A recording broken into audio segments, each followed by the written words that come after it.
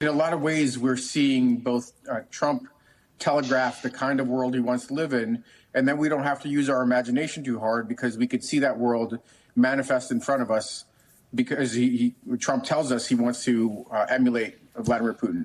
And in that, we see what life could be like.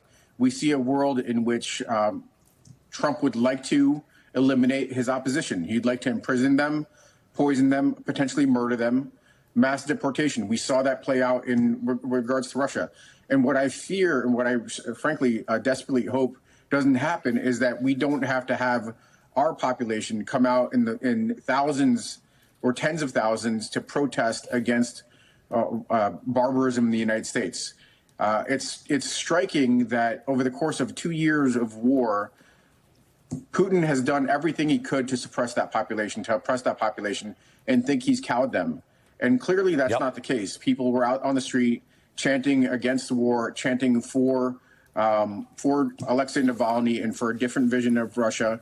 And again, I do not wish to see anything like that happen in the United States. And that's why you hear me and you hear Ambassador McFaul, who I had the privilege of serving with in Moscow, are so focused on making sure that war over there doesn't come home to the United States, that our troops don't get pulled in, and that we protect democracy at home. We might have only one more vote left that really matters.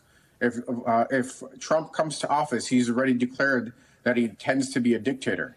The president and the chief executive is invested in broad powers. And it's not easy to undo American democracy that's been around for nearly 250 years. But a lot of damage has been done, and President Trump has every intention to do that. So we have one more vote. We need to make sure our population shows up. So like this, we don't have to face those challenges in the oppression that the Russians are facing. I think the fact is that between now and then, it's going to be a particularly difficult period. There are steps that need to be taken to make sure that the war between Russia and Ukraine doesn't spill over, doesn't magnify. That the highest risk of that happening, frankly, is if Ukraine doesn't get support. The Republican Party must show up in an effort to support and advance U.S. national security and pass a Ukraine aid package, same aid package that would support Taiwan and Israel. But it's critically important that Ukraine gets aid. Otherwise, there's a very, very big risk that the war could spill over. President Macron of France alluded to something of this nature, a worst-case scenario in the absence of the U.S., in which Europe has no choice but to face off against Russia in Ukraine, so like this, they don't have to face off against Russia on their own territory. So this is an important point you bring up, because one would say President Macron, Ambassador, is the president of France, a NATO country.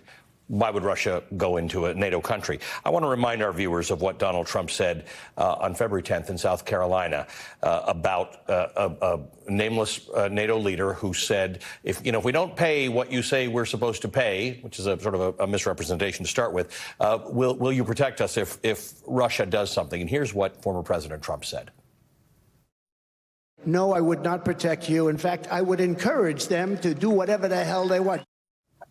So there you have it. This is not a what-if scenario. What happens if Donald Trump is back in office in 2025?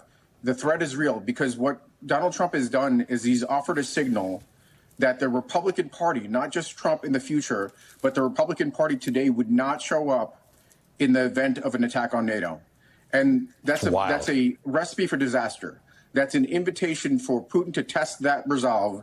He's been wanting to destroy NATO for the whole time, to test that resolve, and that's a recipe for our troops to be in danger today.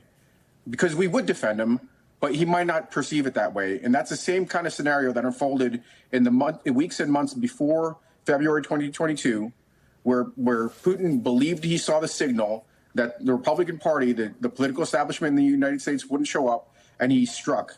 He struck out at Ukraine. We're kind of in that same situation now. It is very dangerous. It is very real. And even in the months before this election, I think our troops are now in much greater danger than they were beforehand.